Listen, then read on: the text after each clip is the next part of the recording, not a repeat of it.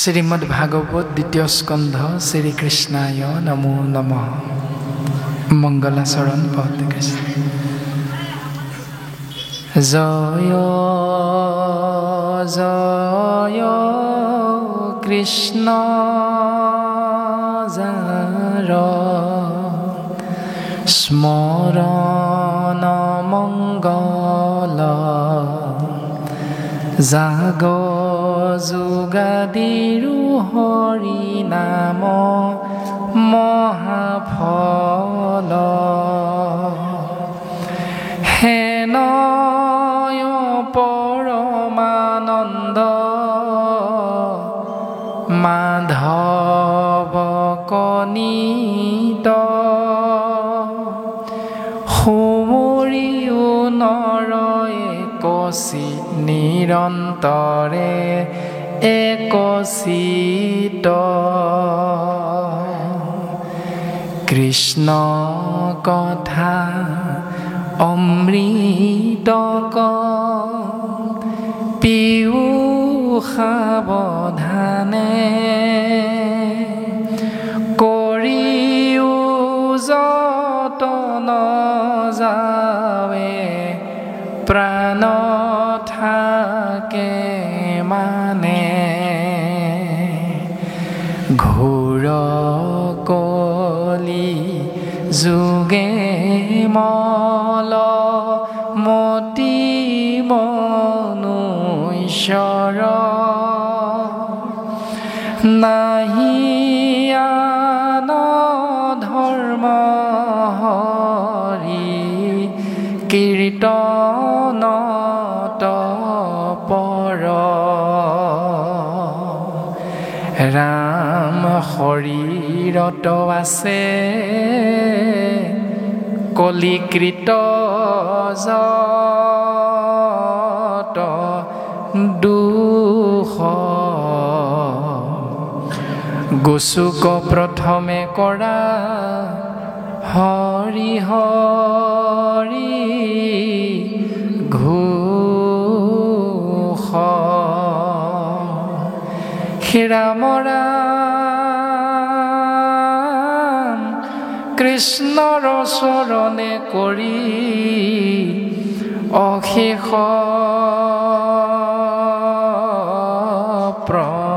প্ৰণতি অচ্যুতৰ কিংকৰ শংকৰ নিগদতি।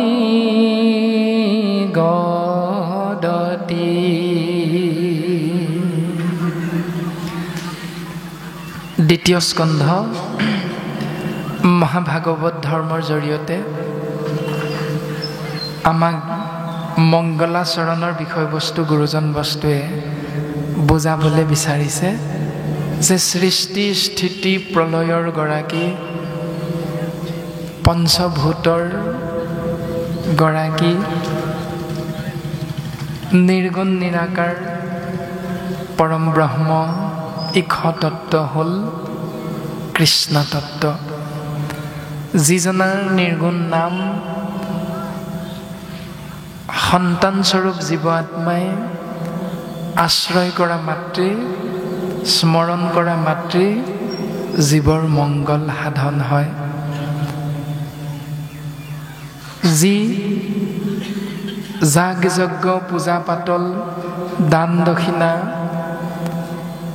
সমস্তৰে মহাপুণ্য হ'ল কেৱল গোবিন্দ মহাপ্ৰভুৰ নিৰ্গুণ নাম।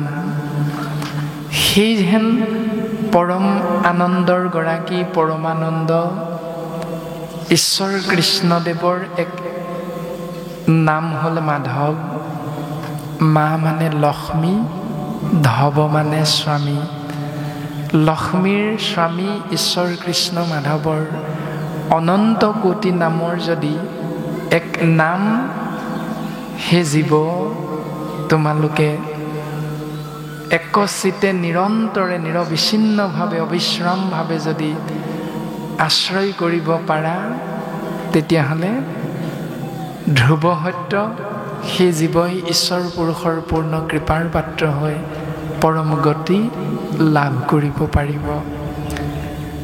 আৰু সেইখন পৰম আনন্দৰ গৰাকী ঈশ্বৰ কৃষ্ণদেৱৰ নিৰ্গুণ নাম অমৃত আমি কেতিয়ালৈকে আশ্ৰয় কৰিম? যদি মনৰ ভাৱনা প্ৰশ্ন হয় তেতিয়াহ'লে ভাগৱতৰ পদবন্ধে আমাক উত্তৰ দিছে, কৃষ্ণ কথা অমৃতক পিউ সাৱধানে, কৰিও যতন যাৱে প্ৰাণ থাকে মানে।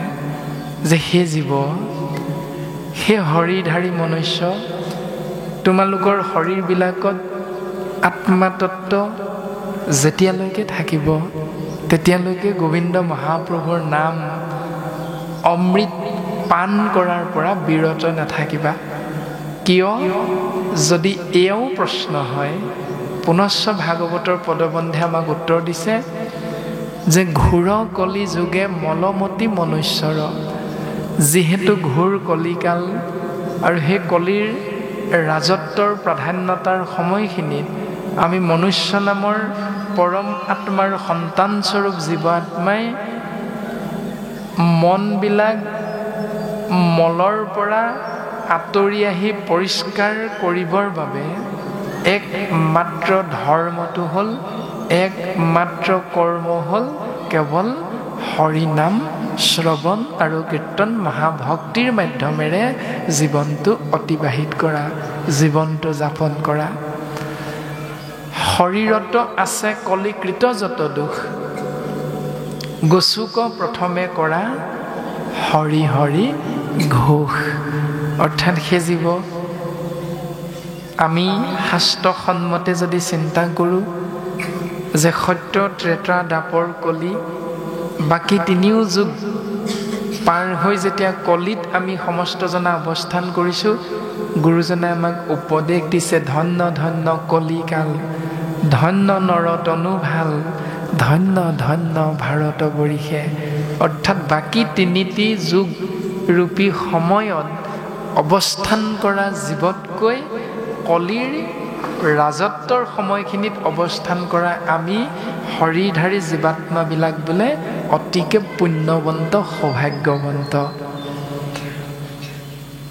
আৰু সেইকাৰণে গুৰুজনাই কৈছে যে কেনেবাকৈ যদি তোমালোকৰ শৰীৰবিলাকত কলিৰ লগত থকা কিবা নহয় কিবা এটা গুণ যদি কায় বাক্য মনৰ লগত যোগ হৈ আছে অজ্ঞানবশত হ'লেও, তেতিয়াহ'লে সেই ব্যৱস্থাটোৰ পৰা পৰিত্ৰাণ পাব যদি বিচাৰা, তেতিয়াহ'লে একমাত্ৰ উপায়, একমাত্ৰ কৰ্ম, একমাত্ৰ ধৰ্ম হ'ল প্ৰথম গোবিন্দ মহাপ্ৰভুৰ অনন্ত কোটি নামৰ এক নামত তোমাৰ হবে শৰণাপন্ন হোৱা।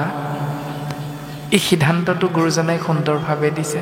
আৰু কলিৰ বিষয়বস্তু আপোনালোকৰ জ্ঞাত যে ভাগৱতৰ মূল বিষয়বস্তু হ'ল জীৱাত্মাৰ প্ৰতীক পৰীক্ষিত নামৰ এটি শৰীৰধাৰী আপোনাৰ মোৰ নিচিনা সংসাৰী জীৱ। আৰু পৰমাত্মা ইশতত্ব কৃষ্ণদেৱৰ নিৰ্গুণ নাম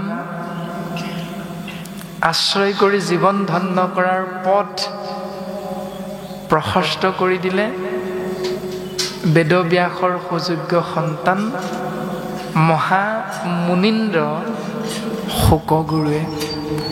আৰু সেইজনা শুকগুৰুৰ কৃপাত পৰীক্ষিত নামৰ শৰীৰধাৰী জীৱ আত্মাৰ পৰম গতি হ'ল। আৰু সেই পৰীক্ষিত নামৰ জীৱ আত্মাই ব্যাসদেৱৰ দ্বাৰা প্ৰণয়ন কৰা 4 বেদ 14 শাস্ত্ৰ 17 ভাগী পুৰাণৰ যি নীতি নিৰ্দেশনা, যে যাৰ যেন জাতি ধৰ্ম দিলা পৰিচ্ছেদ, চেদজ, অন্দজ, উদ্ভিদজ আৰু জৰায়ুজ, এই 4টা ভাগত বিভক্ত জীৱৰ শ্ৰেষ্ঠতম জীৱ জৰায়ুজ, যাক কোৱা হৈছে উৰণ, বুৰণ, গজন আৰু ভ্ৰমণ নামেৰে সহজতে বুজি পোৱা যায়। আৰু এই ভ্ৰমণ জীৱৰ ভিতৰত মনুষ্য নামৰ জীৱকেই শ্ৰেষ্ঠতম জীৱ হিচাপে অভিহিত কৰিছে। আৰু আমিও সমস্তজনা মনুষ্য নামৰ জীৱ। এতিয়া মনুষ্য নামৰ জীৱ আমি হৈও আমাৰ মাজতো আকৌ শাস্ত্ৰই কৈছে 4টা ভাগ আছে, ব্ৰাহ্মণ, ক্ষত্ৰিয়, বৈশ্য আৰু শূদ্ৰ। এই 4টাৰ অন্তৰ্ভুক্তি জীৱ আত্মা হৰিধাৰী মনুষ্যবিলাকে ব্যাসদেৱৰ কৃপাধন্য হৈ যাৰ যেন জাতি ধৰ্ম দিলা পৰিচ্ছেদ, যে ব্ৰাহ্মণৰ যি ধৰ্ম, ক্ষত্ৰিয়ৰ যি ধৰ্ম, বৈশ্য আৰু শূদ্ৰৰ যি ধৰ্ম, সেইমতে আমি জীৱন অতিবাহিত কৰোঁ এই মায়াময় সংসাৰত। আৰু পৰীক্ষিতেও সেইটো নিয়মেই কৰিছে। দেৱঋষি নাৰদৰ কৃপাত আমি সমস্তজনাই শাস্ত্ৰৰ মাধ্যমেৰে বুজিব পাৰিছোঁ যে 4 বেদ 14 শাস্ত্ৰ 17 পুৰাণত যিবিলাক কথা লিপিবদ্ধ কৰিলে, সেই কথাখিনি লিপিবদ্ধ কৰাৰ বাবে ব্যাসদেৱৰ উগুল থুগুল মন হ'ল। এদিনাখন বদৰিকাশ্ৰমত উগুল থুগুল মনৰ ভাৱনাযুক্ত হৈ বহি থাকোঁতে সৌভাগ্যৱন্ত হ'ল ব্যাসদেৱ বৈকুণ্ঠৰ পাৰিষদ দেৱঋষি নাৰদৰ দৰ্শন পালে। আৰু দেৱঋষি নাৰদৰ লগত ব্যাসৰ কথোপকথন হ'ল, কিয়নো তেওঁ শৰীৰত সুখ নাই, শান্তি নাই, মনত ভাবি গুণি উত্তৰ নোপোৱাৰ বাবে নাৰদৰ চৰণত সেৱাভাগী নিবেদন কৰিলে যে তুমিও যিহেতু ভগৱন্তৰে অংশ অৱতাৰ, গতিকে তুমিয়ে আমাক আজি ইয়াৰ উত্তৰটো দিব লাগিব। তেতিয়া পোনপটীয়াভাৱে নাৰদে উত্তৰ দিছে যে তুমিহে কৰিলা সবে জগতকে নাশ, তুমিয়ে গোটেই জগতখন নাশ কৰি পেলালা। কেনেকৈ নাশ কৰিলা? নিৰন্তৰে পশুৰ লোৱাইলা তুমি প্ৰাণ, নাহি মন্দ কৰ্ম আৰু ইহাৰ সমান। বিনা কাৰণত পশু পক্ষীবিলাকৰ প্ৰাণ হৰণ কৰিলা। আৰু সেইটো কাৰ ধৰ্ম? ক্ষত্ৰিয়ৰ ধৰ্ম। ক্ষত্ৰিয় মৃগয়া কৰিবলৈ যায়, মনৰ আনন্দ, আৰু সেই মৃগয়া কৰোঁতে যি হৰিণ বধ কৰে, সেই হৰিণ আনি শৰীৰত শক্তি আহৰণৰ বাবে তাৰ মাংস ভক্ষণ কৰে। এনেকৈ যিবিলাক নিৰন্তৰে বিনা কাৰণত পশু পক্ষীবিলাকৰ প্ৰাণ নাশ কৰা যিটো নিয়ম তুমি জাতিগতভাৱে ধৰ্ম বুলি দেখুৱাই দিলা, ইয়াৰ বিপৰীতে তুমি কৰিব লাগিছিলে কি? নকৈলা প্ৰখ্যাত কৰি কৃষ্ণ কীৰ্তন নকওঁ। তুমি কৃষ্ণৰ কীৰ্তনহে জীৱক প্ৰকাশ কৰিব লাগিছিল, য'ত জীৱৰ পৰম মংগল নিহিত হৈ থাকে। কিন্তু ইয়াক তুমি নেদেখুৱালা। দেখুৱালা কি? প্ৰকৃতি কহিলা তুমি আনহে ধৰ্মক। তুমি এনেকৈ বেলেগ বেলেগ কৰ্মবিলাকক ধৰ্ম হিচাপে জীৱৰ মাজত তুমি প্ৰচাৰ কৰি দিলা। ইহাতক সিজিল ঋষি পৰম অন্যায়, নাহি সুস্থ চিত্ত তব এহি অভিপ্ৰায়। এইটোৱে তোমাৰ অসুখ আৰু অশান্তিৰ মূল কাৰণটো। এতিয়া ইয়াৰ পৰা আমি চিন্তা কৰিব লাগে নিজক, যে যিজনে 4 বেদ 14 শাস্ত্ৰ 17 ভাগী পুৰাণত কৃষ্ণ কথা নিলিখি অন্য দেৱতাৰ পূজা অৰ্চনা কৰা, যাগ যজ্ঞ দান দক্ষিণা দিয়াটোক মূল বিষয়বস্তু বুলি দেখুৱাই দিয়াৰ কাৰণেই লিখকজনৰ বেমাৰ লাগিল, মনৰ অশান্তি হ'ল, অসুখ হ'ল, শান্তি নাইকিয়া হ'ল। আমি যদি সেইবিলাক পুৰাণৰ নিয়ম পালন কৰি জীৱনটো যাপন কৰিবলৈ চেষ্টা কৰি দিলে আমাৰ অৱস্থা কি হ'ব? সেইকাৰণে দেৱঋষি নাৰদে উপদেশ দিলে, মোৰ উপদেশে কৰা ভাগৱত শাস্ত্ৰ, প্ৰচাৰক গোবিন্দৰ গুণ নাম মাত্ৰ। হেৰা ব্যাস, মই তোমাক উপদেশ দিওঁ শুনা, তুমি আকৌ এভাগ শাস্ত্ৰ লিখা, যি ভাগীৰ নাম হ'ব মহাভাগৱত। আৰু ইয়াত থাকিব কি? গোবিন্দৰ গুণ নাম প্ৰচাৰক মাত্ৰ। তুমি ইয়াত লিখা কেৱল গোবিন্দ মহাপ্ৰভুৰ নিৰ্গুণ নাম, যি নাম আশ্ৰয় কৰি জীৱই সংসাৰৰ পৰা মুকুতি লাভ কৰিব পাৰিব। আৰু ব্যাসেও দেখা পালে সমস্তখিনি, যে হৃদয়তে কৃষ্ণমূৰ্তি কৰিলন্ত ধ্যান, হৃদয়তে কৃষ্ণক দেখিলা বিদ্যমান। কৃষ্ণক যেতিয়া ধ্যান কৰিলে তেতিয়া হৃদয়তে কৃষ্ণমূৰ্তি দৰ্শন পাই গ'ল। আৰু দৰ্শন পোৱাৰ পাছত আৰু এক আচৰিত ৰূপ ভাগৱতে আমাক প্ৰকাশ কৰিছে। বাওঁফালে মায়া, দক্ষিণত ভক্তি মাও, দেখি ব্যাস ঋষিৰ ৰোমাঞ্চ ভৈল গাঁও। নিজৰ হৃদয়ৰ মাজত ভগৱন্ত বস্তুক দেখা পালে, আৰু ভগৱন্ত বস্তুৰ বাওঁফালে মায়াক দেখিলে, আৰু সোঁফালে ভক্তি মাতৃক দেখা পালে। আৰু মায়া ভক্তিৰ কৰ্মও বুজি পালে। মায়াই বান্ধন্ত, ভক্তি মাতৃ মেলাৱন্ত। দুহানু মধ্যস্থভাৱে আছা ভগৱন্ত। তাৰ পাছত ব্যাসৰ পৰম জ্ঞান লাভ হ'ল। সেই পৰম জ্ঞান লাভ কৰাৰ পাছত ব্যাসে বন্ধৰ মুখৰ সেতু দেখি ব্যাস ঋষি ভাগৱত শাস্ত্ৰ পাছে কৰিলা হৰিষি।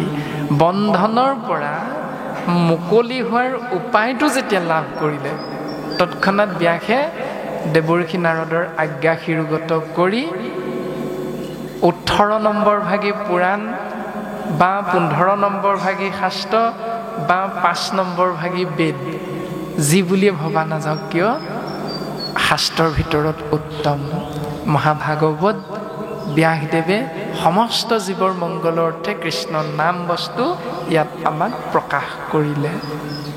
কিন্তু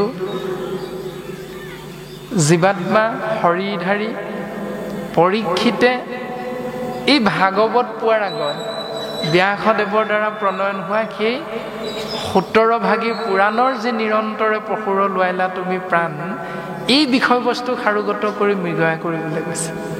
আৰু মৃগয়া কৰিবলৈ যাওঁতে তাৰ প্ৰাক মুহূৰ্তত যেতিয়া দিগ্বিজয় কৰিছিল, দিগ্বিজয় কৰোঁতে ঘূৰি আহি হস্তিনাপুৰৰ যি কুৰুক্ষেত্ৰ নামৰ স্থান, তাৰ কাষতে আহি যেতিয়া উপস্থিত হৈছে, তেতিয়া আমাক প্ৰথম স্কন্ধত কৈছে কথাখিনি যে বগা বৰণৰ এটা ষাঁড় গৰু, যাক ধৰ্মৰাজ বুলি কোৱা হৈছে, আৰু ক্ষীণমিন আকাৰৰ এজনী গাই গৰুৰ ৰূপত পৃথিৱী অৱস্থান কৰি আছে, আৰু ওচৰতে এজন ব্যক্তিয়ে হাতত এডাল দণ্ড লৈ এনেধৰণে এটা কাহিনী সুন্দৰভাৱে প্ৰকাশ কৰিছে যে গৰুটোৰ ঠেং 4টাৰ ভিতৰত 3টা মৰিয়াই ভাঙি আছে।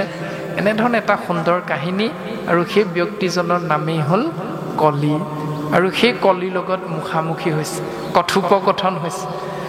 তেতিয়া কলিয়ে যেতিয়া ঠাই বিচাৰিলে, তেতিয়া পৰীক্ষিতে সেই ঠাইৰ নিৰ্দিষ্ট দৰ্শন কৰালে, সীমা দিলে যে নৃপতি বুলন্ত কলি দিলো তোকৰ স্থান, জৈত খেলে যোৱা পাখা কৰে মধ্য পাণ, স্ত্ৰী পঞ্চ সোণা পাপ গৃহস্থৰ থাকে জৈত,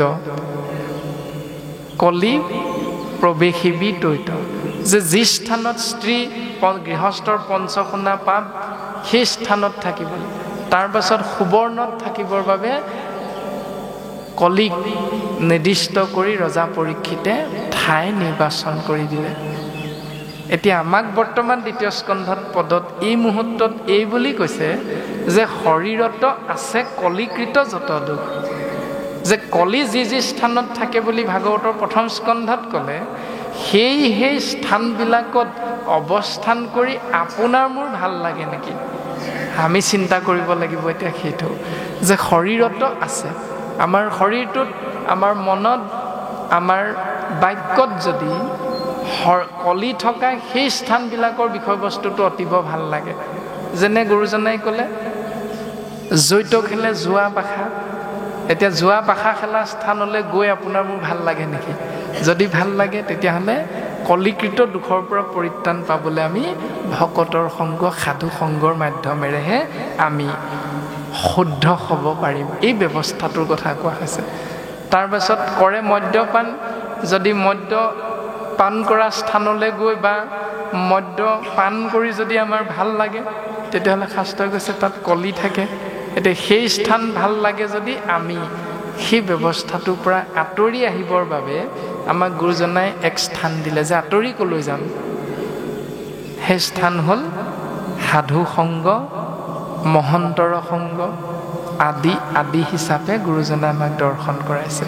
কৃষ্ণৰ চৰণে কৰি অশেষ প্ৰণতি, অচ্যুতৰ কিংকৰ শংকৰ নিগদতি। কৃপালু গুৰুজন বস্তুৱে নিজকে সেই অনন্ত কোটি ব্ৰহ্মাণ্ডৰ গৰাকী মহাহৰি কৃষ্ণ তত্ত্বৰ দাস হিচাপে প্ৰকাশ কৰি আমি সমস্ত জনা শ্ৰেষ্ঠতম জীৱ মনুষ্যক তৰণৰ একমাত্ৰ উপায় গোবিন্দ মহাপ্ৰভুৰ নিৰ্গুণ নামত শৰণ, এই ব্যৱস্থাটো সুন্দৰভাৱে প্ৰকাশ কৰিছে। আমি যাক গুৰু বুলি আসনত প্ৰতিষ্ঠা কৰিছোঁ, সেইজন গুৰুৱে আকৌ নিজকে ঈশ্বৰ পুৰুষৰ দাস হিচাপেহে আপোনাৰ মোৰ আগ্ৰত এনেধৰণে সেৱাভাগী অৰ্পণা কৰিছে। তাৰ পাছতে প্ৰকাশ কৰিছে ভাগৱত ধৰ্ম কথন।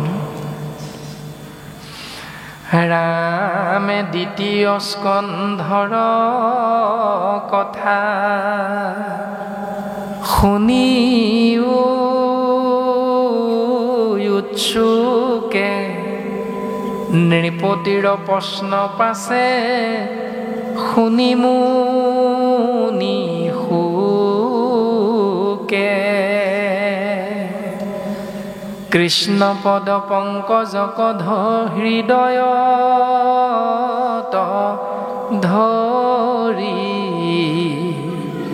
দিলন্ত সিদ্ধান্ত তাংক সাধুৰ বাদ কৰি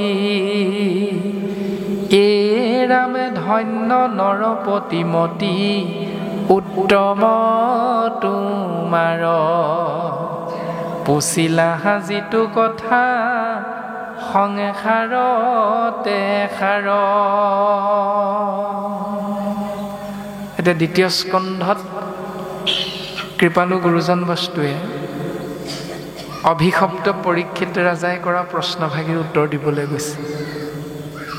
প্ৰশ্নভাগীনো কি? স্বাভাৱিক উত্তৰ হ'ল প্ৰশ্নভাগী ভাগৱত ধৰ্ম। এতিয়া সেই বিষয়ে প্ৰথম স্কন্ধত আমাক সুন্দৰভাৱে পদচন্দই প্ৰকাশ কৰি গ'ল।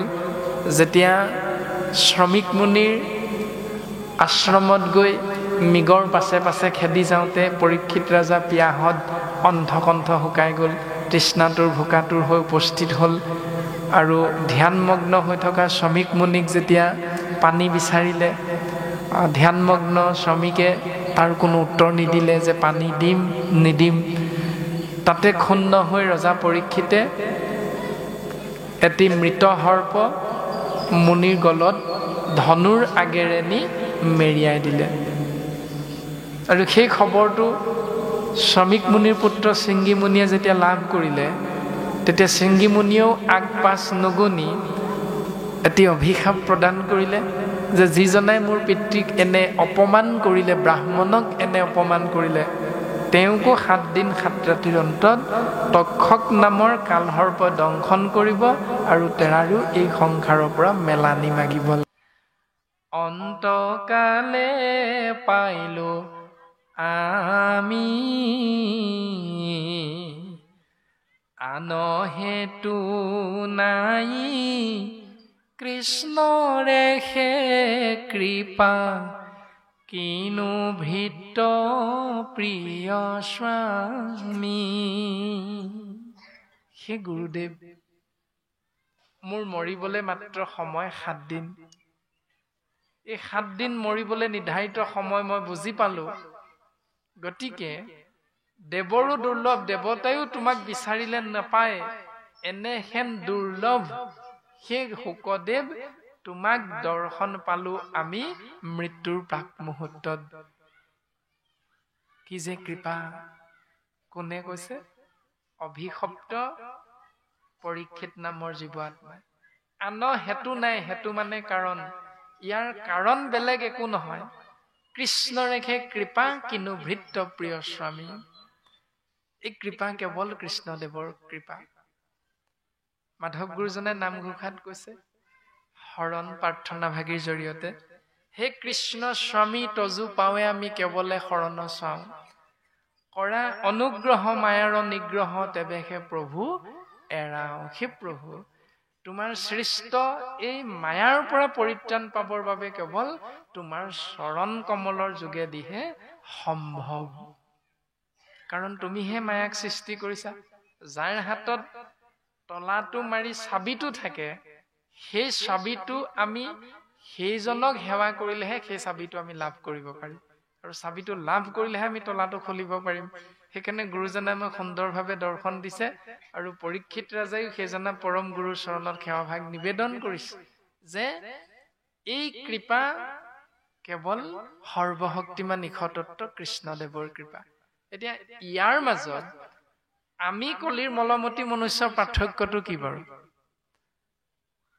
শুকগুৰুক দৰ্শন পাই শুকগুৰুৰ চৰণত পৰীক্ষিতে সেৱাভাগ নিবেদন কৰোঁতে কৈছে, তোমাক যে মই দৰ্শন পালো, গৃহতে থাকিয়া দেখিলো তজু চৰণ, আজি মোৰ গৃহ তীৰ্থটো অধিক পবিত্ৰ ভৈলা শেষ যিহেতু সাক্ষাতে জগতৰ গুৰু আপুনি ভৈলা প্ৰৱেশ জগতৰ গুৰু আহি আমাৰ গৃহত উপস্থিত হৈছে এতিয়া এইখিনিতে আমাৰ স্বাভাৱিক চিন্তাবিলাক কেনেকুৱা বোলে বাপ সেইদিনা আপোনাৰ গৃহৰ কৰ্মভাগীত গোটেই ভকত ইমান ভাল লাগিলে কোনোবা এজনে যদি কৈ দিয়ে এনেকৈ আমাক প্ৰশংসা কৰে তেতিয়া আমাৰ স্বাভাৱিক ভাৱনাটো কি বোলে নহবনো কিয় আমি যে ভকতক ভাল পাওঁ নাহিব কিয় আমি যে অনুষ্ঠানৰ সভাপতি নাহিব কিয় আমি যে অনুষ্ঠানৰ সম্পাদকৰ পদত আছো গতিকে আহিবই লাগিব আমাৰ স্বাভাৱিক চিন্তাটো হ'ল সেইটো মানে অহং ভাৱটো আমি কোনেও হয়তো এনেধৰণে নাভাবো যে সকলো ঈশ্বৰৰ ইচ্ছাতহে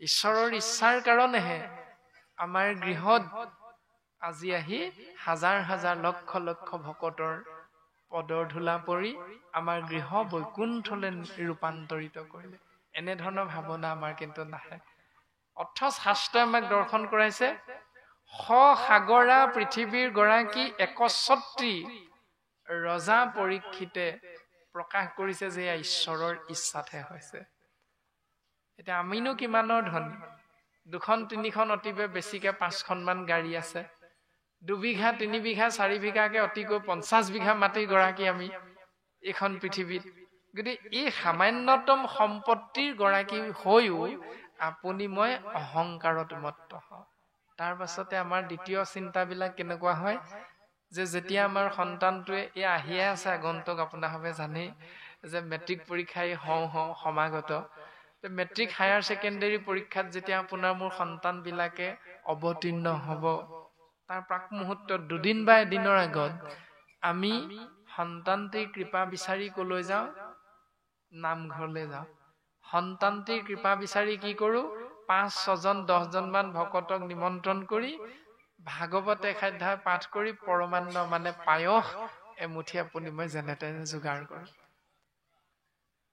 কৰেনে বাৰু আমাৰ সমাজ ব্যৱস্থাত এনেকুৱা কিছু নিয়ম নীতি নিয়ম আছে এনেকুৱা কিছু নীতি নিয়ম সেইবিলাক কৰাৰ পাছত যেতিয়া ঈশ্বৰ পুৰুষে দেখিলে যে মোৰ ভক্তই মোক সেৱা কৰিছে মোৰ কৃপা বিচাৰি সন্তানৰ বাবে ভগৱন্তই তথাস্তু বুলি কৃপা কৰে আৰু কৃপা কৰাৰ লগে লগে মেট্ৰিকত সুখ্যাতিৰে উত্তীৰ্ণ হয় কিন্তু উত্তীৰ্ণ কৰাৰ পাছত ৰাতিলৈ কি হয় আমলৰীয়া হাঁহ আৰু ব্ৰইলাৰ এটা নিধন হয় এইখিনি পাৰ্থক্যটো হ'ল এইটো আমি যেতিয়া সন্তানৰ কৃপা বিচাৰি ভগৱন্তৰ চৰণত গুৰুজনাৰ আজ্ঞা শিৰোগত কৰি গুৰুদেৱ নাম ভকতত অৰ্পণ কৰিছিলো মংগল বিচাৰি কিন্তু মংগল হোৱাৰ পিছত গুৰুদেৱ নাম ভকত গুলিমাৰ আমলৰীয়া হাঁহটো টানি আনিলে সেইদিনা সেইটো হয় এজন ৰজা পৰীক্ষিতৰ স্বাভাৱিক যিটো ভাৱনা স্বভাৱগত যিটো ধৰ্ম কৰ্ম সেইটো সুন্দৰভাৱে প্ৰকাশ কৰিছে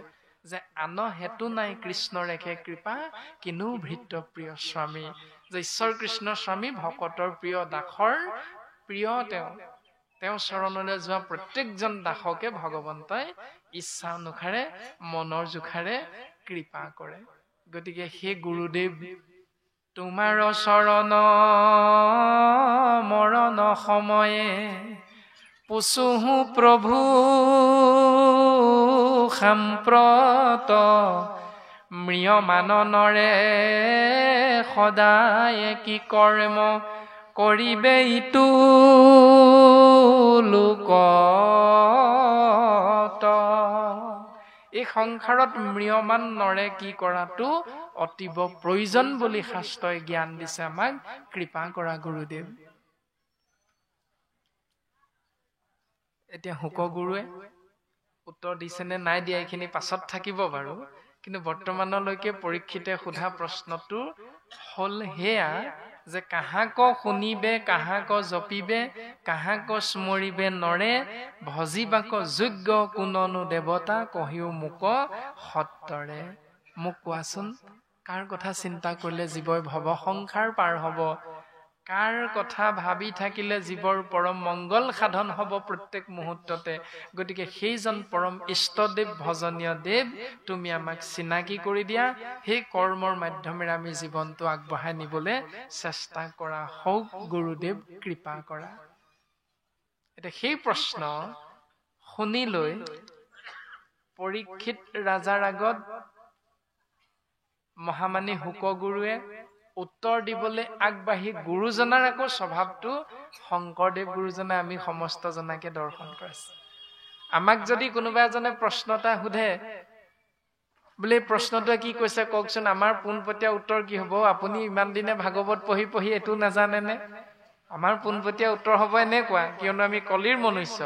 কিন্তু শাস্ত্ৰই গুৰুজনাৰ স্বভাৱটো দৰ্শন কৰাইছে। কেনেকৈ কৈছে যে নৃপতিৰ প্ৰশ্ন পাছে শুনি মুনি শুকে। শুকগুৰুৱে অভিশপ্ত পৰীক্ষিত ৰজাৰ প্ৰশ্নটো শুনিলে। শুনাৰ পাছত কি কৰিছে? কৃষ্ণ পদ পংকজক হৃদয়ত ধৰি দিলন্ত সিদ্ধান্ত তাংক সাধুৰবাদ কৰি। পোনে পোনে কৈ দিয়া নাই পৰীক্ষিত ইয়াৰ উত্তৰটো এইটো, এই বুলি নাই কোৱা। গুৰুজনে প্ৰথম ঈশ্বৰ কৃষ্ণদেৱৰ পদুম ফুলৰ নিচিনা চৰণ যুগলক হৃদয়ত চিন্তা কৰিছে, আৰু চিন্তা কৰি প্ৰশ্নকৰ্তা পৰীক্ষিত নামৰ জীৱ আত্মাৰ ফালে চাইছে। চাই পানি কি বুলি কৈছে? দিলন্ত সিদ্ধান্ত তাংক সাধুৰবাদ কৰি। হে ৰাজন তুমি সাধু, তুমি সাধু। ধন্য নৰপতি মতি উত্তম তোমাৰ মতি অতি উত্তম ৰাজন। পুছিলাহা যিটো কথা সংসাৰতে সাৰ। তুমি যিটো কথা সুধিছা এইটোত কেৱল তোমাৰে মংগল নিহিত হৈ থকা নাই ৰাজন। এই প্ৰশ্নৰ উত্তৰ যেতিয়া জগতৰ জীৱই লাভ কৰিব, তেতিয়া সমস্ত জীৱই সেই পথত খোজ দিয়াৰ লগে লগে সমস্ত জীৱৰ মংগল সাধন হ'ব ৰাজন। গতিকে তুমি এনে এক উত্তম প্ৰশ্ন কৰাৰ মূল কাৰণটো হ'ল তুমি প্ৰকৃততে এজন মহা সাধু ৰাজন। যদি তুমি সাধু নহলা হয়, তেতিয়াহ'লে তোমাৰ মনৰ পৰা তোমাৰ চিন্তাত এনেকুৱা উত্তম প্ৰশ্ন কেতিয়াও নাহিলহেঁতেন, নহলহেঁতেন। এতিয়া গুৰুজনে শিষ্যক প্ৰশংসা কৰিছে। এতিয়া আমাৰ সমাজততো সেইটো নাথাকে। গতিকে আমি ভাগৱতৰ যি দৰ্শন, আমাৰ শৰীৰৰ যি ধৰ্ম, আমাৰ আত্মাৰ যি ধৰ্ম, এইবিলাক আমি জানিবৰ বাবে শাস্ত্ৰৰ মাধ্যমেৰে জীৱনটো যাপন কৰিবলৈ আমি চেষ্টা কৰিব লাগিব। বৰ্তমানলৈকে পদবন্ধে এনেকৈ প্ৰকাশ কৰিলে, আমি পুনৰ পদবন্ধৰ মাধ্যমেৰে আগবাঢ়িম। আমাৰ কাষত মুখৰো সাধন ইটো জগত ৰে শীত লভিলা মুকুতি যিটো তাহাৰো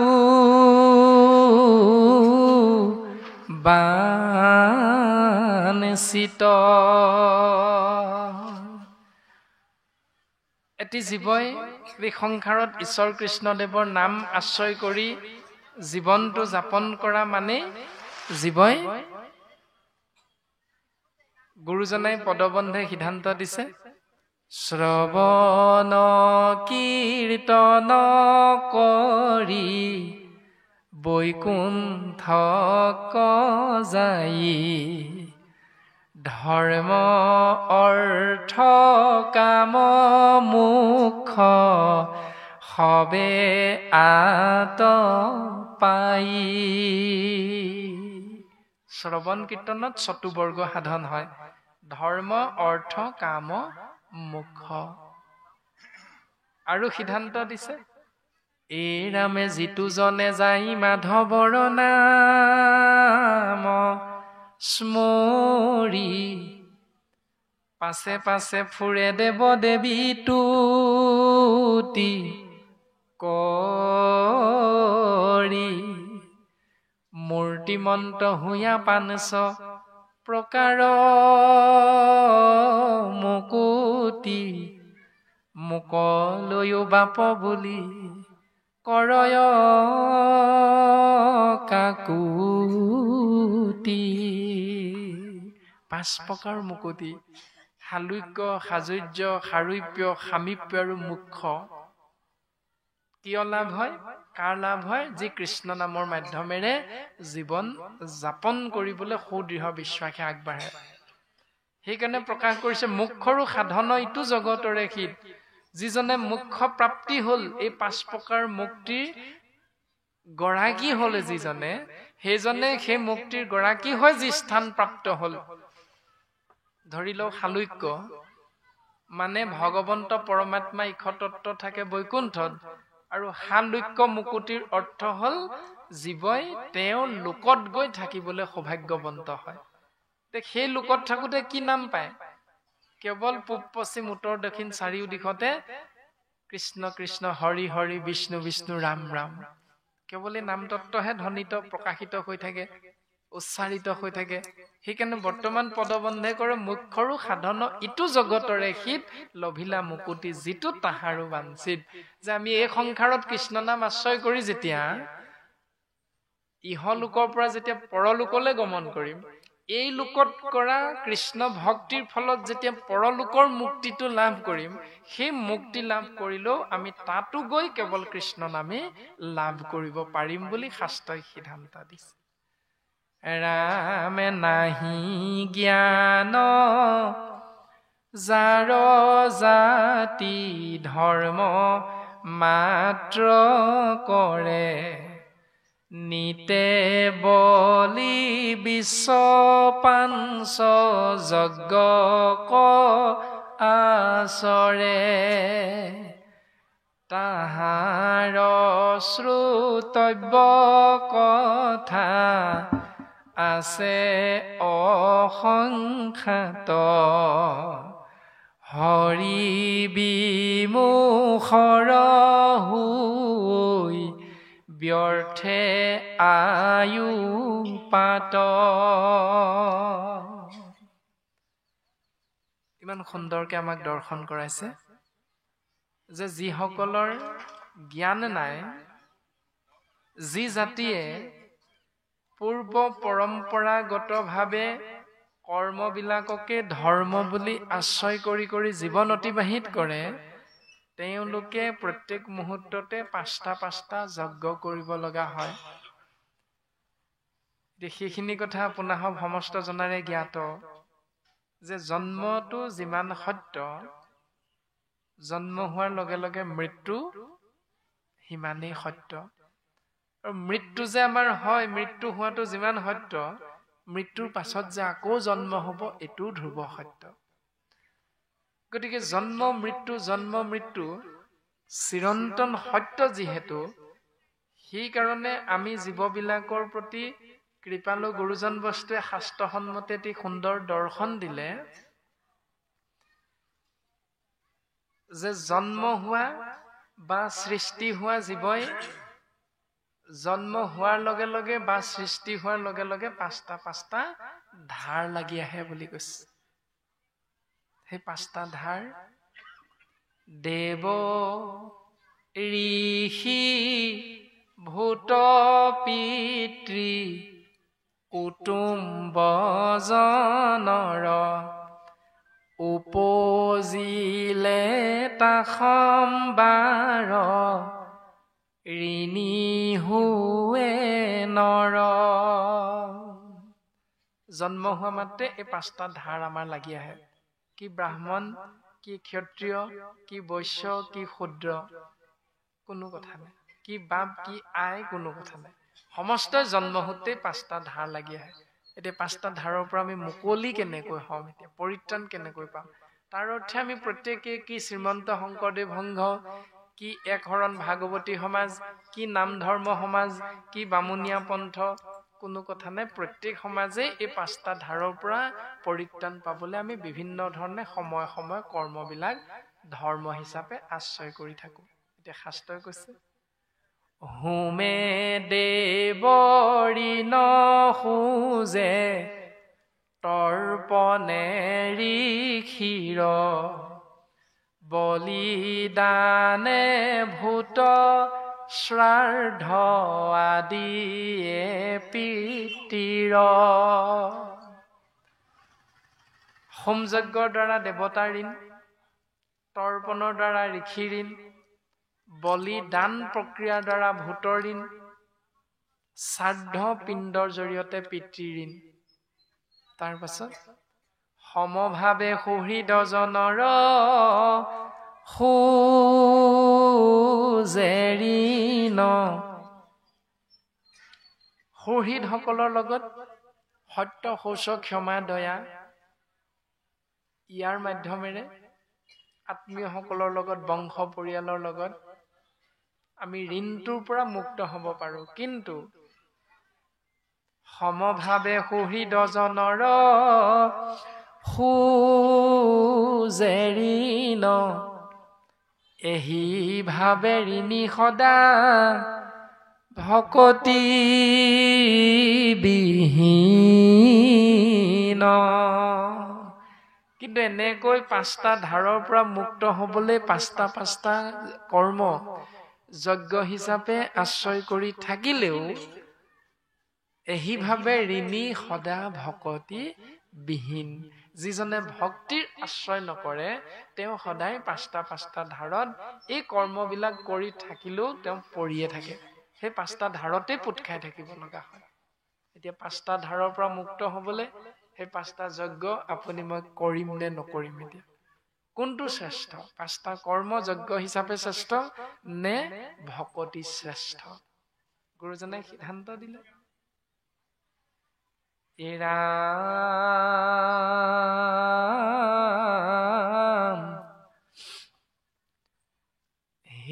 ৰাম কায় বাক্য মন কৰি নিশ্চয়ে যিজন মুকুন্দৰ চৰণত পখিল শৰণ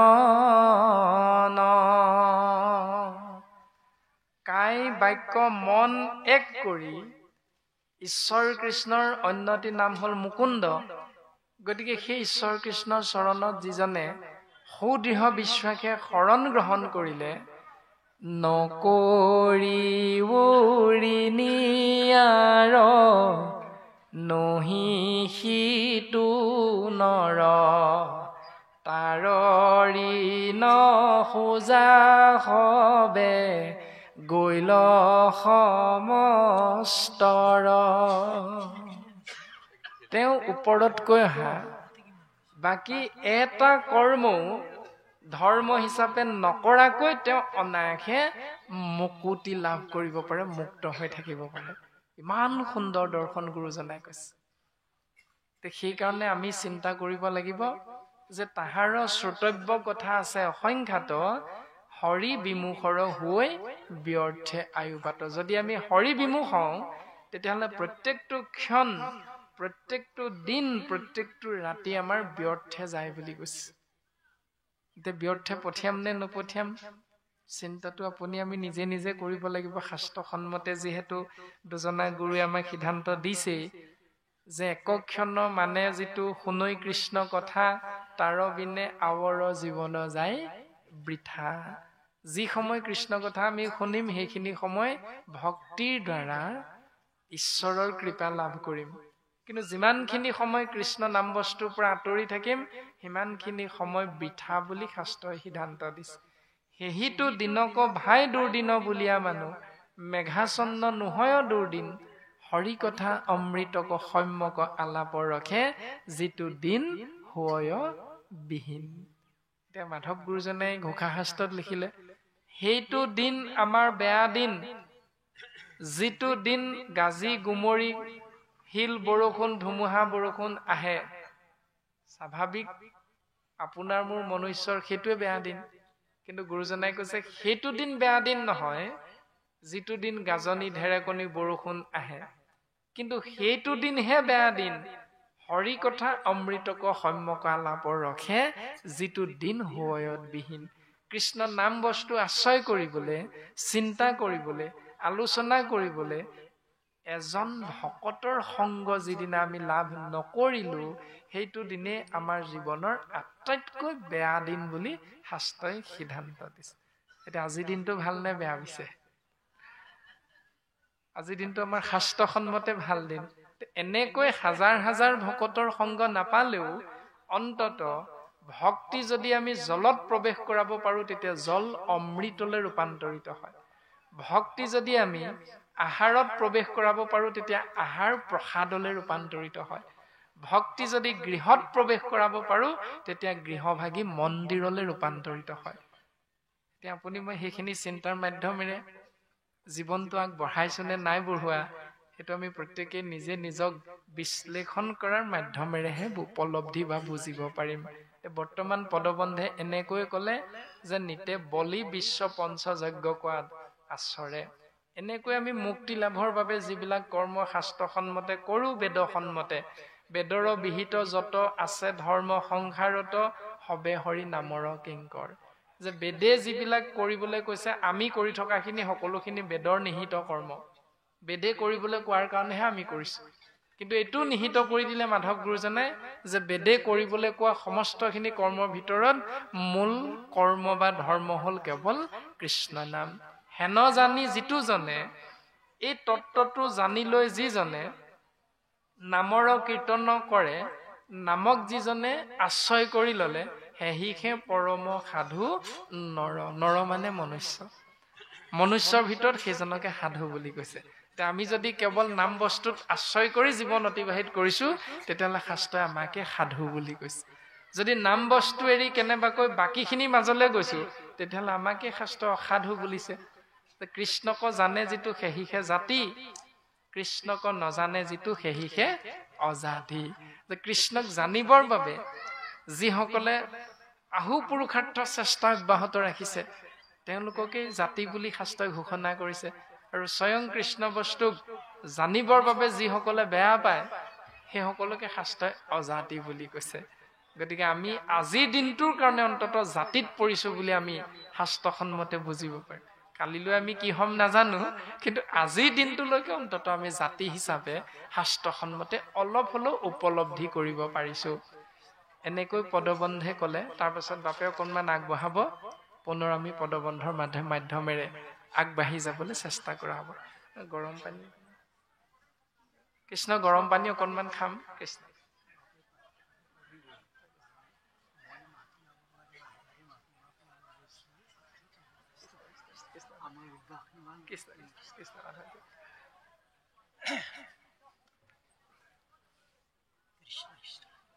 জয় গুৰু শংকৰ সৰ্বগুণাকৰ যাকেৰি নাহিকে পাম তোহাৰি চৰণ কৰে শতকোটি বাৰ এশ কৰো বাৰ এশ কৃষ্ণ কৃষ্ণ মোৰ পৰম শ্ৰদ্ধাৰ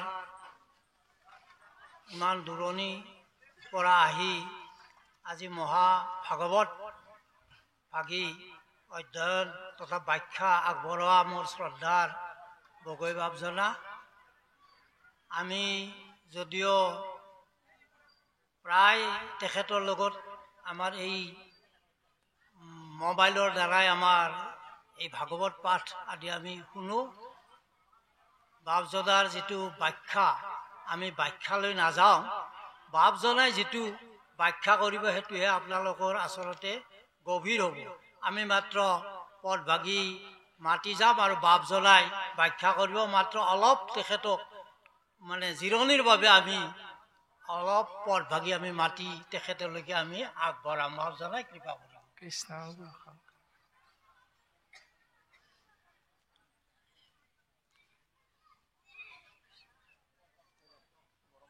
কৃষ্ণ শংকৰ গুৰু ৰাম তাহাৰ শ্ৰতব্য কথা আছে অসংখ্যাত হৰি বিমুখৰ হৈ ব্যৰ্থে আয়ু পাত দিন ভৈলে ধন কুটুম্বৰ চিন্তা কৰ নিদ্ৰা স্ত্ৰী আলাপনে ৰাত্ৰি আয়ু হৰ মিছা বিষয়ক মাত্ৰ কৰয় অভিলাষ কিহেতু নেদেখয় নৰে আপোন বিনাশ হেন জানি যাৰ ইচ্ছা মক্ষ কহৰ বঠা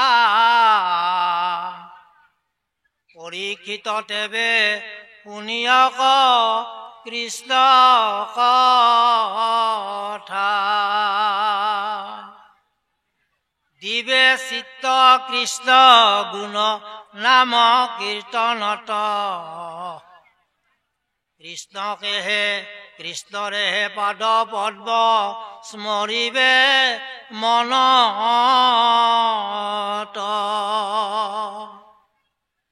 নাৰায়ণ স্মৰণেহে পৰম মংগল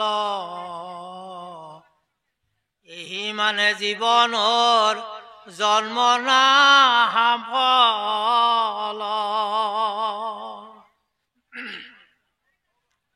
অন্তকালে হৰি স্মৰয় জিত ভাগ্যৱন্ত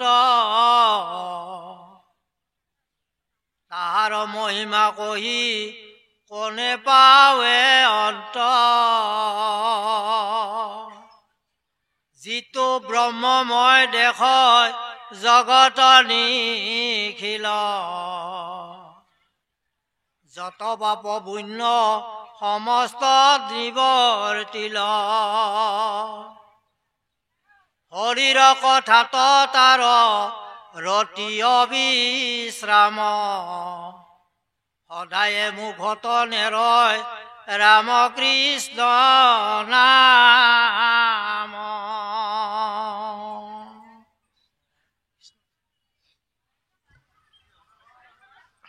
কৃষ্ণ ৰাম পৰম বৈষ্ণৱজনাৰ চৰণ কমলৰ যোগেদি পুনশ্চবাৰ পুনঃ মহামহন্তৰ দুখানী অভয় চৰণত ভক্তিৰ সেৱাভাগী অৰ্পণা কৰা হৈছে। বৰ্তমান পদবন্ধে আমাক প্ৰকাশ কৰিলে যে সেইসকল যিসকলে ঈশ্বৰৰ নাম আশ্ৰয় নকৰে হৰি বিমুখ তেওঁলোকৰ আয়ুসটো ব্যৰ্থে যায়। কিন্তু হৰি বিমুখ হৈ তেওঁলোকেওতো কিবা এটা কৰে, কিন্তু সেই কৰেটো কি কৰে?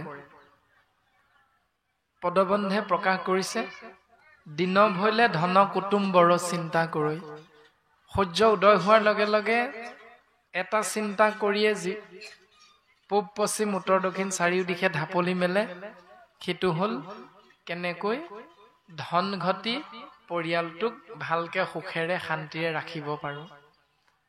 নিদ্ৰাস্তি আলাপনে ৰাতি আয়ু হৰৈ, ৰাতি হোৱাৰ লগে লগে কেনেকৈ পত্নীৰ লগত সহবাস কৰি কামনা বাসনা চৰিতাৰ্থ পূৰণ কৰি জীৱনটো যাপন কৰিব পাৰি। এতিয়া পদবন্ধে কলে মিছা বিষয় অকমাত্ৰ কৰৈ অভিলাষ। এই ধন সম্পত্তি ঐশ্বৰ্য বিভূতি এই সকলোবিলাক বিচাৰি ফুৰাৰ যিটো ব্যৱস্থা বা চিন্তা, এইটো হ'ল মিছা বিষয়।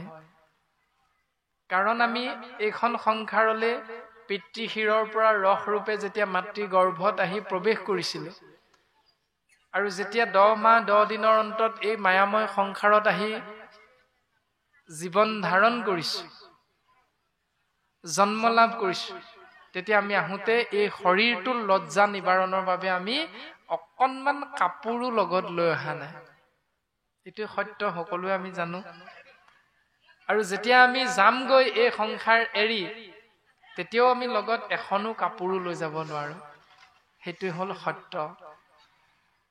গতিকে এই সত্যক বাদ দি যদি আমি মোৰ ধন মোৰ জন মই হলো মহাজন, ঐশ্বৰ্য বিভূতি মোৰ আছে, ঐশ্বৰ্য বিভূতি হলে পৃথিৱীখনো কিনিব পাৰি, ধৰ্ম কৰ্ম কেলৈনো লাগিছে। মোৰ ধন মোৰ জন মই হলো মহাজন, ঐশ্বৰ্য বিভূতি মোৰ আছে, গাঁওখনৰ ভিতৰত ময়ে ধনী, ই দৰকাৰ নাই মোৰ সিহঁতৰ ঘৰত নাম গাবলে। নাহিলে নাহিব, সময়ত মই গাড়ী এখন পঠিয়াই দিম, ভকত একেবাৰে আমাৰ ঘৰত আহি উভৈ নদীকে পৰিবহি। এনেকুৱা কিছুমান চিন্তা আমাৰ নথকা নহয়, নিশ্চয় কম বেছি পৰিমাণে এনেকুৱা চিন্তা থাকে আমাৰ। গতিকে শাস্ত্ৰই কৈছে এইবিলাক সকলো হ'ল মিছা বিষয়। লগত আহোঁতেও একো অনা নাই আৰু যাওঁতেও আমি একো লৈ যাব নোৱাৰো। সেইকাৰণে এই মিছা বিষয়টোৰ প্ৰতি যিসকল আকৃষ্ট হৈ থাকো অনবৰতে, কেনেকৈ ল'ৰাটো এডমিশ্যনৰ পইচা কেইটা যোগাৰ কৰিম, কেনেকৈ ল'ৰাটোক ভাল কাপোৰ এসাঁজ পিন্ধাম, কেনেকৈ ছোৱালীজনী ভাল এঘৰলৈ উলিয়াই দিব পাৰো চাকৰি কৰা দৰা এটালে, সেইটোৰ অৰ্থে দিনক ৰাতি কৰি ৰাতিক দিন কৰি তেজক পানী কৰি সাৰক মাটি কৰি যি আমি ঘৰ দুৱাৰ ঐশ্বৰ্য বিভূতি সম্পত্তি গাড়ী গুৰা আমি আহৰণ কৰো, এই সকলোবিলাক হ'ল মিছা বিষয়। এতিয়া শাস্ত্ৰই কৈছে সেই মিছা বিষয়ত আমি জীৱনটো পঠিয়াই দিয়াৰ কাৰণে সি হেতু নেদেশ হৈ নৰে আপোন বিনাশ। আমি যে আহি যৌৱনৰ পৰা আদহীয়াৰ পৰা আহি বৃদ্ধত পৰিণত হলো, গমেই নাপালো কোনদিনা আমি বুঢ়া হলো। এতিয়া হৰিক ভজিম কোনকালে, এতিয়া হৰিক কেতিয়া চিন্তা কৰিম, সি হেতু নেদেশ হৈ নৰে আপোন বিনাশ। সেইকাৰণে আমি মনুষ্য নামৰ জীৱবিলাকে নিজৰ বিনাশটো দেখা নাপাওঁ বুলি কৈছে। গুৰুজন বস্তুৱে প্ৰকাশ কৰিছে ৰজা পৰীক্ষিতৰ আগত, সেই ৰাজন পৰীক্ষিত তুমি শুনা, হেন জানি যাৰ ইচ্ছা মুখ্যক সৰ্বথা, পৰীক্ষিত তেবে শুনি উক কৃষ্ণ কথা। সেই ৰাজন যাৰ যাৰ মোক্ষ প্ৰাপ্তিৰ ইচ্ছাটো প্ৰবল, তেওঁলোকে কিন্তু কৰিব লগা কৰ্ম এই সংসাৰত এটা, সেইটো হ'ল কেৱল কৃষ্ণ নামত শৰণ গ্ৰহণ। যিসকলে ভাবে দৰকাৰ নাই আমি কৃষ্ণ নাম লবলৈ, কৃষ্ণ নাম নোলোৱাকেও দেখোন সুন্দৰকে খাই আছো পিন্ধিয়ে আছো, কাৰো ওচৰত 10 টকাও হাত পাতিব লগা হোৱা নাই, কৃষ্ণ নাম লোৱাকেইটাহে ঘৰে ঘৰে বিচাৰি ফুৰিব লাগে, এনেকুৱা চিন্তা নথকাও নহয় আমাৰ। সেইকাৰণে গুৰুজন বস্তুৱে কৈছে যে হেন জানি যাৰ ইচ্ছা মুখ্যক সৰ্বথা, যিজনে মোক্ষ প্ৰাপ্তিৰ দিশটো বুজি পায় বা চিন্তা কৰে, তেওঁ কিন্তু এটাই কৰ্ম, সেইটো হ'ল কৃষ্ণ নাম। খাওঁতে শুওঁতে উঠোতে বহোতে বাক্যে বচনে খোজে কাটলে কেৱল কৃষ্ণ নাম। এই ব্যৱস্থাটোৰ কথা কৈছে। দিবে চিত্ত কৃষ্ণ গুণ নাম কীৰ্তনত, কৃষ্ণ ৰেখে পাদ পদ্ম স্মৰিবে মনত। তেওঁ কৰ্ম হব সেয়া যে চিত্ত কৃষ্ণ গুণ নাম কীৰ্তনত অৰ্পণ কৰিব আৰু কৃষ্ণৰে পদুম ফুলৰ নিচিনা চৰণ যুগল সততে প্ৰত্যেক মুহূৰ্ততে স্মৰণ কৰিব। কিয়? নাৰায়ণ স্মৰণেহে পৰম মংগল, এহি মানে জীৱনৰ জন্মৰ সাম ফল। অন্তকালে হৰি স্মৰে যিটো ভাগ্যৱন্ত, তাহাৰ মহিমা কহি কোনে পাৱে অন্ত। আকৌ অকণমান উজু কৰি দিলে বা গুৰুজনে। উজু কি?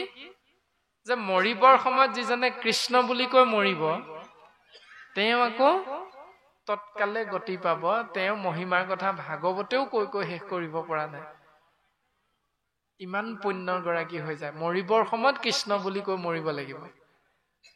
এতিয়া আমি ভাবিলে হৈ গল আৰু যে মই হব এতিয়াৰ পৰা কৃষ্ণ কৃষ্ণ নকলেও হব, মৰিবৰ সময়ত মই কৃষ্ণ বুলি কৈ দিম, হৈ যাব। এতিয়া এইখিনিতে প্ৰশ্নটো হয়, আমি কোনদিনা মৰিম এতিয়া কোনে গেৰাণ্টি দিম? কোনোতো নাজানো কোনদিনা মৰিম। এই কথা কৈ থাকোতে প্ৰাণজিত নামৰ শৰীৰটো ঢাল খাই যাবগৈ পাৰে এই সংসাৰৰ পৰা। আকৌ এইখিনিতে বহি লৈ আপোনালোকে শ্ৰৱণ কৰি থাকোতে আপোনালোকৰ মাজৰে আকৌ কোনোবা এজন এই সংসাৰ এৰি যাবগৈ লগীয়া হব পাৰে।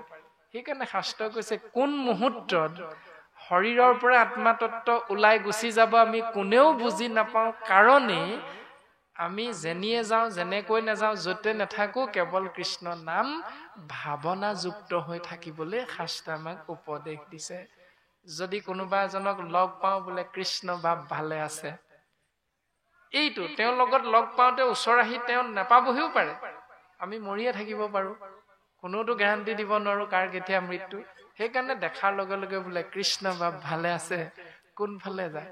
আকৌ এগৰাকীয়ে যেতিয়া গৃহলৈ অতিথি এজন আহিব, সেই যিটো গৃহস্থী ধৰ্ম, পানী গিলাচৰ পৰা চাহ তামোল সিদ্ধলৈকে দিয়াৰ যিটো ব্যৱস্থা, সেই ব্যৱস্থাখিনিতো আমি প্ৰতি মুহূৰ্ততে কৃষ্ণ নামেৰেহে সেৱা ভাগি আগবঢ়াব লাগে।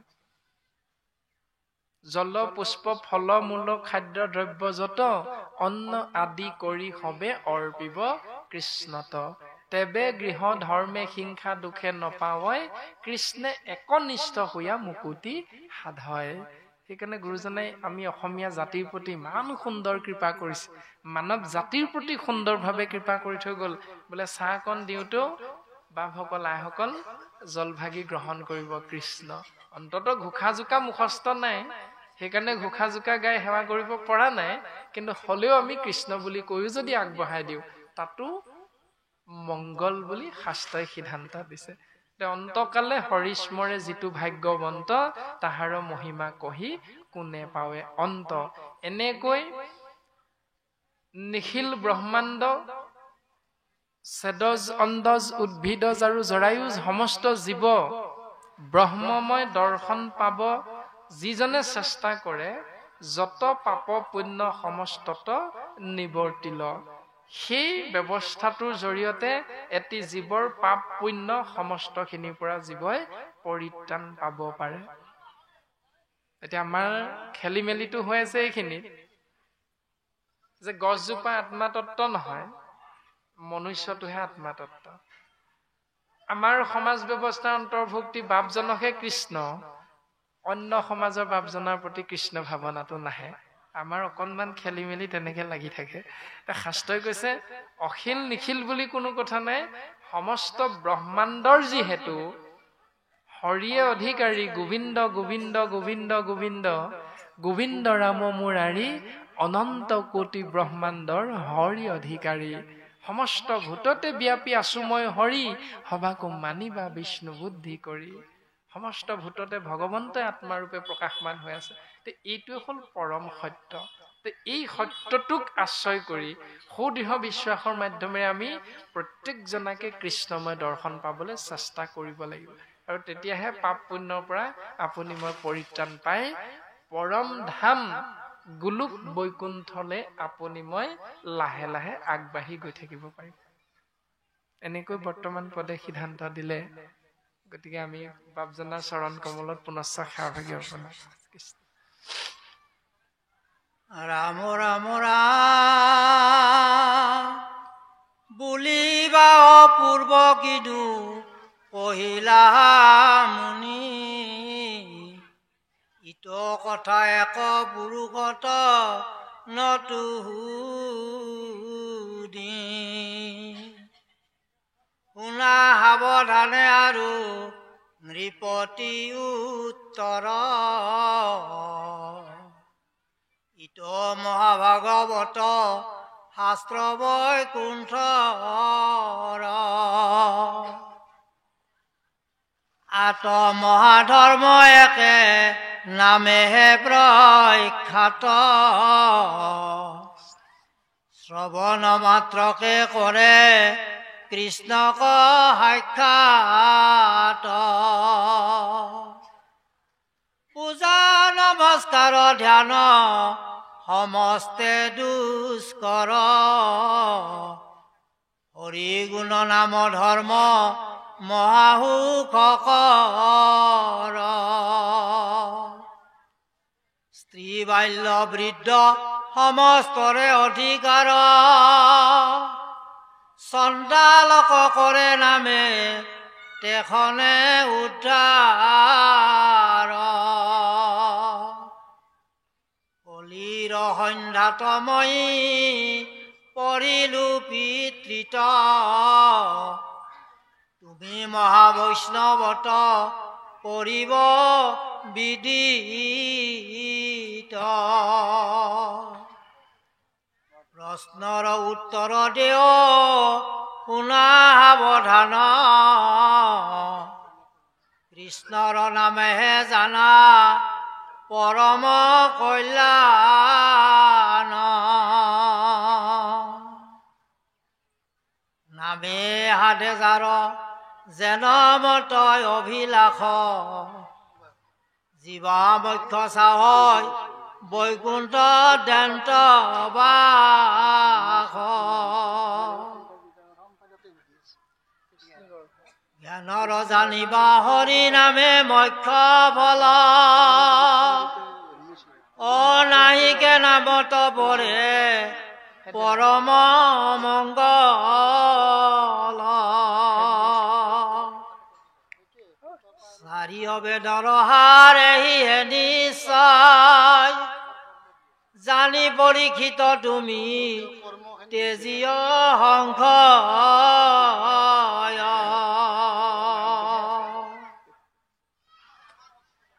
কৃষ্ণ মাধৱ ৰাম কৃষ্ণ মাধৱ ৰাম এই যে কথাখিনি বৰ্তমান শোকগুৰুৱে কৈ আছে ৰজা পৰীক্ষিতৰ আগত এইখিনিতে আকৌ ভাগি প্ৰশ্ন আহিছে বুলিবা অপূৰ্ব কিনো কহিলাহা মুনি ইটো কথা একো পুৰুষতো নতো শুনি যে হে শোকগুৰু তুমি ইতিমধ্যে পদবন্ধে ওপৰত যিখিনি কলা এই কথাখিনি পৰীক্ষিতৰ ভাৱনাটো যে মই পূৰ্বপুৰুষৰ পৰা আজিলৈকে এইখিনি কথা একো শুনাই নাই তুমি যিখিনি কথা ইতিমধ্যে ওপৰৰ পদবন্ধে কলা সেইখিনি কথা পৰীক্ষিতে আজিলৈকে পূৰ্বপুৰুষৰ পৰা ক'তো শুনিয়ে পোৱা নাই এনেকুৱা যদি কিবা ভাৱনা ৰজা পৰীক্ষিত তোমাৰ মনত উদয় হৈছে যে শোকগুৰু তুমিনো কি কৈ আছা মই এইখিনি একো শুনাই নাই গতিকে সেই ভাৱনা প্ৰশ্নৰ উত্তৰো তোমাক মই দিব পাৰো ৰাজন পৰীক্ষিত শুনা সাৱধানে আৰু নৃপতি উত্তৰ ইটো মহাভাগৱত শাস্ত্ৰ বৈকুণ্ঠৰ তোমাক মই এই শাস্ত্ৰ ভাগৱতৰ মাধ্যমেৰে ইয়াৰ উত্তৰটো দিবলৈ চেষ্টা কৰিম কিয়নো ভাগৱত মৰ্ত্যৰ বস্তু নহয় ভাগৱত পাতালৰ বস্তু নহয় ভাগৱত স্বৰ্গৰ বস্তু নহয় ভাগৱত হ'ল স্বয়ং বৈকুণ্ঠৰ বস্তু আৰু পৰমাত্মা ইক্ষতত্বত থাকে ক'ত বৈকুণ্ঠত এতিয়া আমি জীৱাত্মাবিলাক কাৰ সন্তান ভগৱন্তৰ সন্তান পিতৃ যদি বৈকুণ্ঠত থাকে তেতিয়াহ'লে আমি মৰ্ত্যধামলৈ পোনে পোনে বৈকুণ্ঠৰ পৰা আহিছো সেইকাৰণে আমি পুনৰ ঘূৰি যাব লাগিবও আমাৰ স্বগৃহ বৈকুণ্ঠলৈ গতিকে বৈকুণ্ঠলৈ যাবৰ বাবে আমাক গুৰুজন বস্তুৱে পাহৰি যাম বুলি ভাবি এই শাস্ত্ৰ বৈকুণ্ঠৰ বস্তু আমাক সুন্দৰভাৱে দৰ্শন কৰাইছে আৰু ইয়াত এটাই ধৰ্ম আছে সেইটো হ'ল আত্মমহা ধৰ্ম একে নামেহে প্ৰখ্যাত শ্ৰৱণ মাত্ৰকে কৰে কৃষ্ণক সাক্ষাৎ এই শাস্ত্ৰ বৈকুণ্ঠৰ ধৰ্ম এটা ই আমাক এটা ধৰ্মই শিকাইছে সেইটো হ'ল নাম ধৰ্ম অৰ্জুনেও সুধিছে অৰ্জুনৰ আগতো ভগৱন্ত পুৰুষে কৈছে ও নাম আগে ভৈলা সখী মই ভৈলো পাছে সেহিহে সকল শাস্ত্ৰ নামে বান্ধা আছে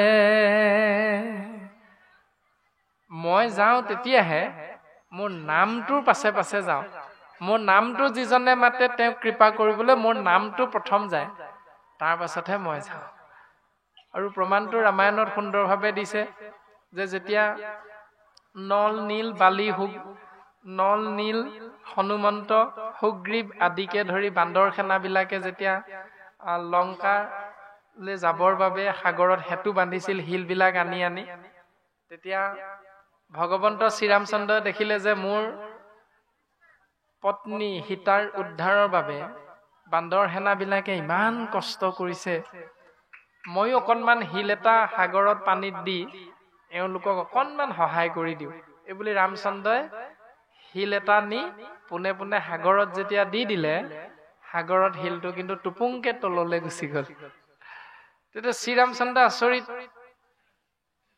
যে বাকীবিলাক বান্দৰ সেনাই শিল দিছে কিন্তু শিলটো পানীত উপঙি আছে কিন্তু মই দিলত শিলটো সাগৰলৈ গুচি গ'ল কাৰণটো কি তেতিয়া হনুমন্তই কৈছে বোলে প্ৰভু চিলমোহৰটো মাৰিবলৈ থাকি গ'ল বোলে কি চিলমোহৰ মোক দিয়ক প্ৰভু শিল ভাগি আকৌ ৰামৰ পৰা শিল ভাগি লৈ অন্য ভাগ শিল লৈ ৰামৰ পৰা জয় শ্ৰীৰাম বুলি যেতিয়া চিলমোহৰটো মাৰি দিলে বোলে প্ৰভু এতিয়া দিয়কগে যাওক তেতিয়া ৰামচন্দ্ৰই গৈ শিলটো যেতিয়া সাগৰত দিছে তেতিয়া সাগৰত শিলটো কিন্তু উপঙি আছে তাৰমানে ভগৱন্ততকে ভগৱন্তৰ নামটো ডাঙৰ সেইকাৰণে শাস্ত্ৰ বৈকুণ্ঠৰ কল্পটোৰো পুৰাণৰ সূৰ্য এই শাস্ত্ৰত কেৱল ভগৱন্ত বস্তুৰ নাম প্ৰকাশমান হৈ আছে আত্মমহা ধৰ্ম একে নামেহে প্ৰখ্যাত আৰু সেই নাম শ্ৰৱণ কৰা মাত্ৰকে জীৱই কৃষ্ণ সাক্ষাৎ দৰ্শন পাই যায় প্ৰশ্নটো আকৌ হ'ল বোলে আমি দিনে ৰাতিয়ে কৃষ্ণ নামেই শুনি আছো, শ্ৰৱণ কৰি আছো, কৃষ্ণক দেখাই নাই ক'ত আছে। তো ইয়াৰ উত্তৰো ভগৱন্তই সুন্দৰভাৱে আমাক প্ৰকাশ কৰিছে। যিহেতু সমস্ত ভূততে ভগৱন্ত আছে, সেইকাৰণে পদবন্ধে আমাক কৈছে সমস্ত কাষ্ঠতে অগ্নি আচন্ত ব্যাপী, ঘড়ীখন বিনে তাংক নেদেখে কদাপি।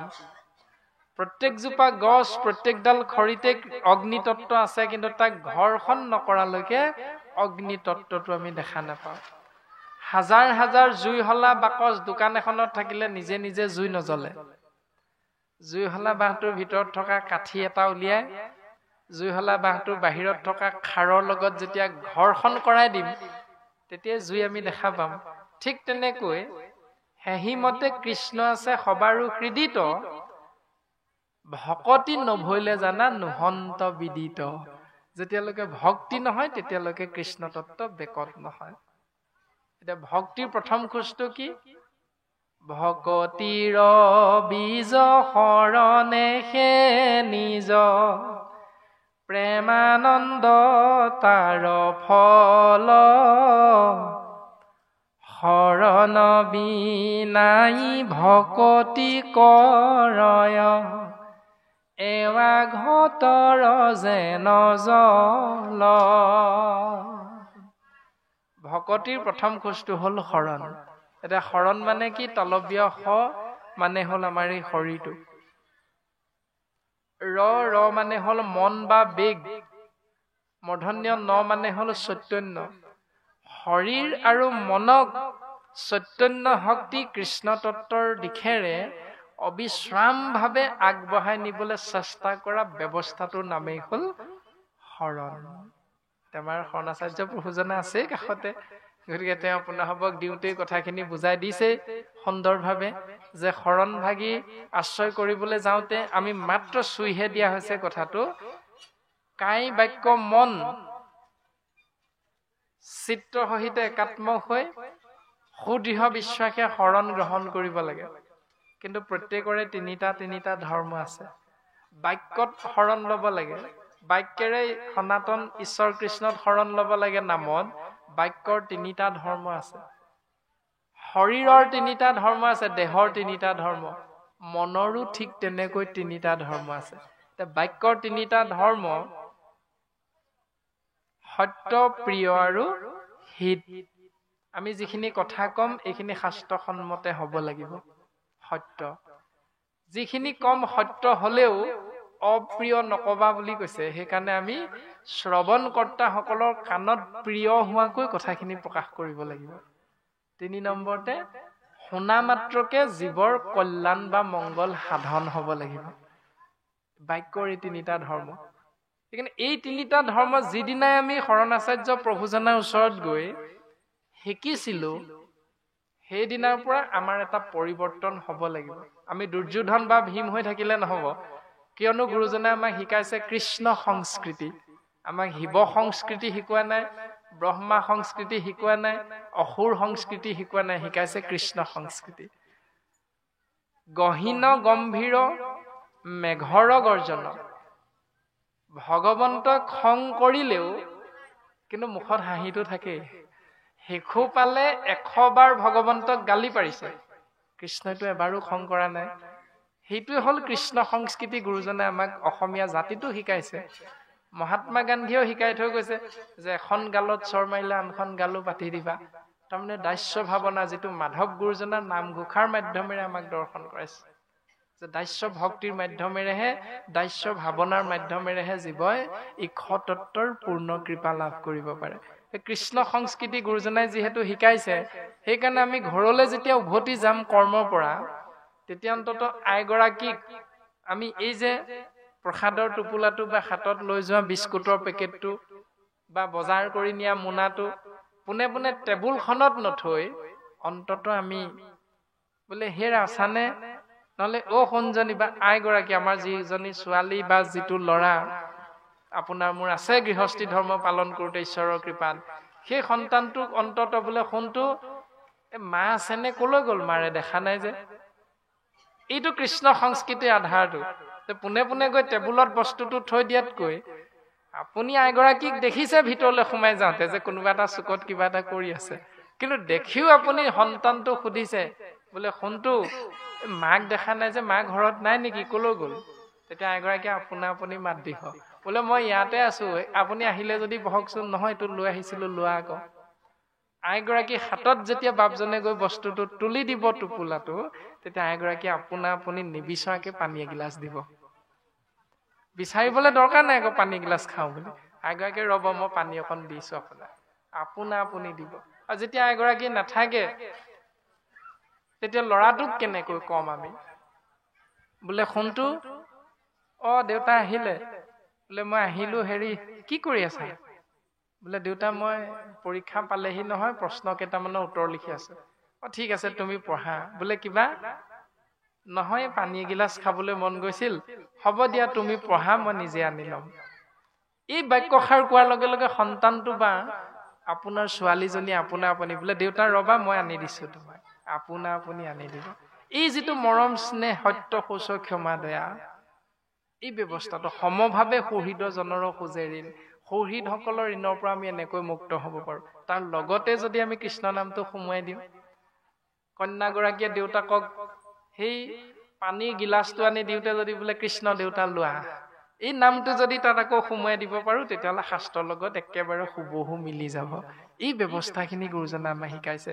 কৃষ্ণ সংস্কৃতি, ভাগৱত ধৰ্ম মানে ভাগৱত ভাগ পঢ়ি থাকিম, শুনি থাকিম, এইটো নাই খোৱা আমাৰ।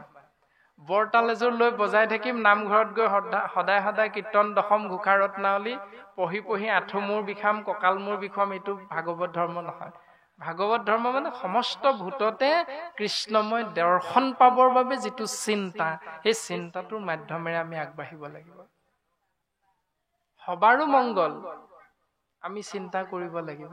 সেইকাৰণে বাক্যই আমাক এনেধৰণেই প্ৰকাশ কৰিছে যে ভাগৱত ধৰ্ম হ'ল মহা সুখকৰ, কিন্তু বিপৰীতে পূজা নমস্কাৰ ধ্যান সমস্তে দুষ্কৰ।